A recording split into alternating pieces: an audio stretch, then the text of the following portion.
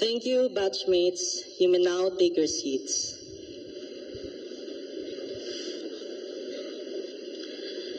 To our guest speaker, UPV Chancellor Dr. Clement C. Camposano, Vice Chancellor for Planning and Development, Dr. Rodelia A. Ibabaw, to our College Dean, Dr. Alice Joan G. Ferrer, to the Chairperson, Division of Professional Education, Professor Pepito R. Fernandez Jr., President of the UP Alumni Association Incorporated, Iloilo Chapter, Attorney Rene John V. Nunez, our Principal, Professor Adelia T. Braga, faculty and staff, families and guests, my fellow graduates, a pleasant afternoon. This is it. The day has now finally come for us to end our high school journey. I know that each one of us has his or her story to tell. And today, I still cannot believe that I am honored to share mine. I vividly remember roaming around the campus for the first time, and I asked myself, is this where I will spend my whole high school journey? Will I be able to make friends? Will I make it to graduation on time? Well, fortunately, I did. And now I am standing here to say thank you. I want to say thank you to my family who has ever been supportive of my journey here in UP High. I am grateful for my nanay, lola, and sister, along with my cousins and relatives, for becoming a huge part of who I am and what I have become today. I want to thank my Father in heaven for placing His trust in me by letting me enroll in this institution. I would not be where I am today had it not been for His full support. I would like to thank my Fusha friends and the Zoomans for being there for me even if we do not always see each other physically. I am glad to have friends like you. I also want to thank the STEM class for being a family to me and for helping me overcome all the challenges we have encountered together.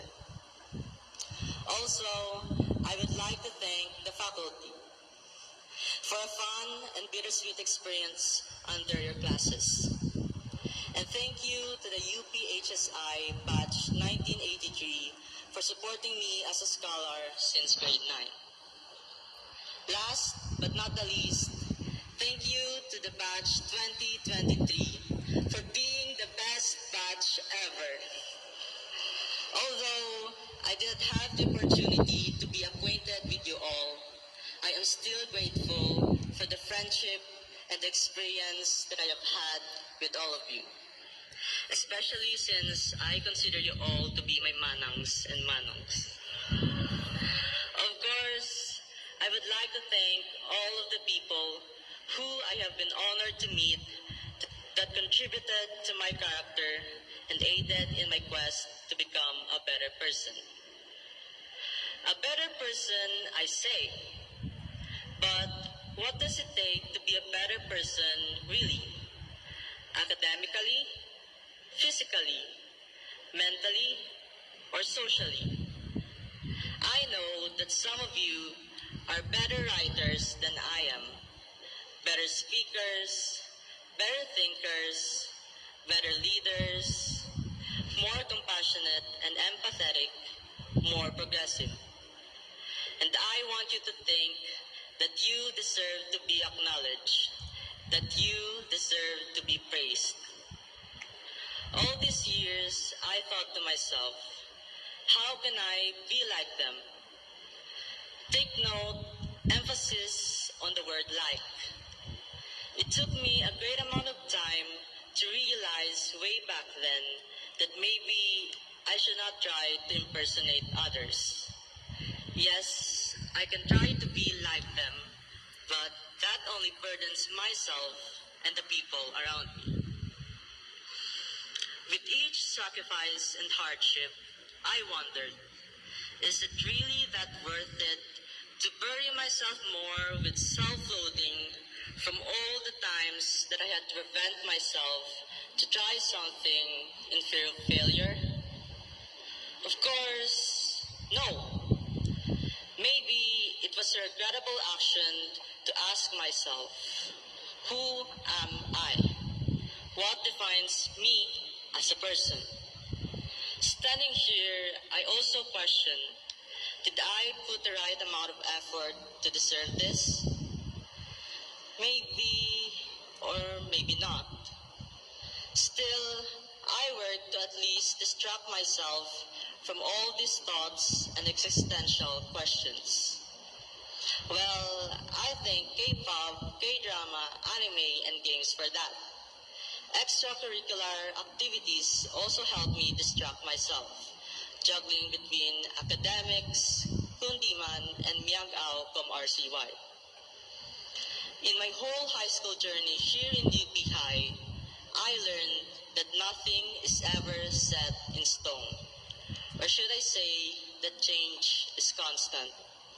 The ups can immediately turn to downs, and the self-confidence can be replaced by doubts and insecurities. But it can also be vice versa. However, there is one thing I know that never changes, but only transforms into another version of itself: pressure. Entering high school, I never imagined that I would create this pressure for myself to never try new things in which I would not be able to commit in the future. But it was also an excuse to prevent myself from draining social interactions, even in the most mundane of things.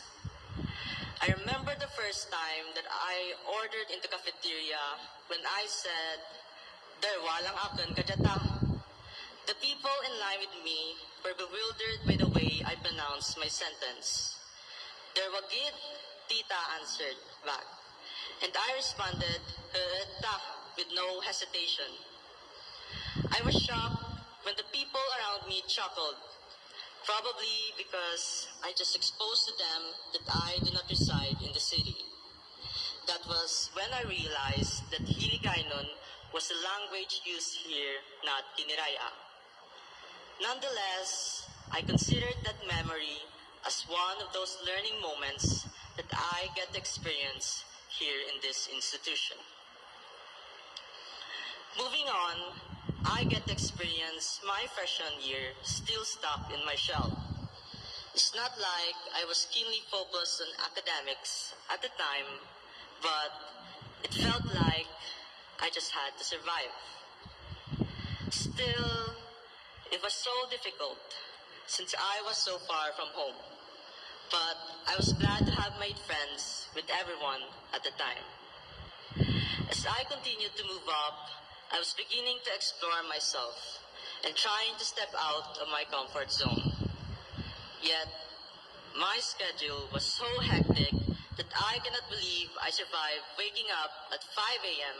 to ride a jeepney from Miagao to the city, sit through my classes from 7 a.m. to 4 p.m., probably practice after until 6 or 7 p.m., and arrive home at 8 or 9 p.m.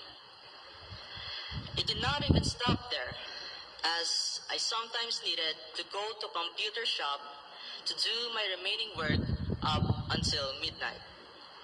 Still, I did not regret those experiences, as I was able to eventually internalize the culture of UP High. And it helped me live a normal school life, or so I thought. The pandemic came, and we were all stuck in our homes, trying to process if we can return to our lives into how it was before, knowing that we probably never will, and it never did. I tried to endure almost 2 years facing my laptop and my phone every single day. The burnout was evident that I even questioned myself if I still have the will to continue school despite the harsh environment of remote learning. Learning became a chore and resting was not even an option because the comfort of your being at home is now accompanied with the pressure to always be productive and the fear and anxiety to be left out with all the piling deadlines. Yet, I was able to realize that if I can at least bear a little longer, matapos mani. Sumuning at least matapos na tanan. I was yearning for some of my works be completed because doing so gave me this little hope that I can reach the finish line. I clung onto those little hopes, and before I knew it, the time has come for face-to-face classes to return. This school year, I did not imagine that I get to experience a lot more eye-opening events and obtain achievements my past self would have never thought of having. Being one of the junior peer facilitators, being a Red Cross volunteer, playing the violin as a Condiman member, and lastly, being able to attain the title of Valedictorian. I did not think that I could make this far, but my little habit of clinging onto those little hopes has made me achieve something that I desperately aspired before, to make it to graduation. All the pressures were gone. Even if new obstacles appear before me, this mindset has helped me get to the next checkpoint and eventually make it to the finish line. So, I am here to tell you, you can also cling onto those little hopes that life may give you. It may be as simple as wanting to play that video game tonight, to sleep soundly without worries, to buy something, or to spend time and eat out with your friends and family this weekend.